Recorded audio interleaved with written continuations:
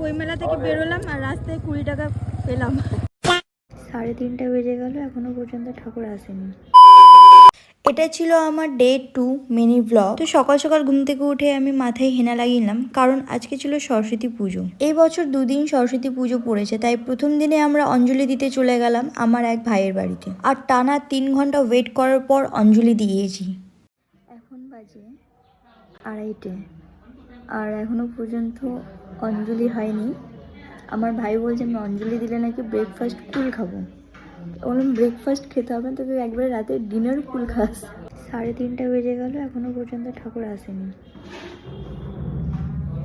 মানে 1টা থেকে 3টা পর্যন্ত আমাদের পেশেন্ট চেক করছে সরস্বতী ঠাকুর, যে আমরা ওয়েট করতে পারবো কিনা। জাস্ট অঞ্জলি দিলাম, তখন বাজে প্রায় 5টা। তারপর খিচুড়ি খেলাম। জাস্ট অঞ্জলি দিয়ে বাড়ি আসলাম, এসে সোয়েটার পরলাম। আর এটা হচ্ছে কুল, মানে এই কুলের জন্য 1 মাস ওয়েট করছিলাম। তো ফাইনালি কুল চলে এসেছে। আর কুলটা দিয়ে গেছে আমার মাসির মেয়ে। এই কুলের জন্য গোটা 1 মাস আমি ওয়েট করছিলাম, গোটা জানুয়ারি মাস পুরো ওয়েট করেছি। কারণ যেখানেই কুলের গাছ দেখতাম মন চাইতে খেয়ে নিই, কিন্তু না, সরস্বতী পুজোর আগে কুল খাওয়া যাবে না, মানে কোনো খাইনি।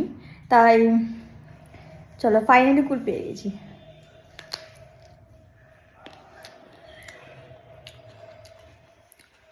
টক আমি খাচ্ছি, ও দেখছি হ্যাঁ করে।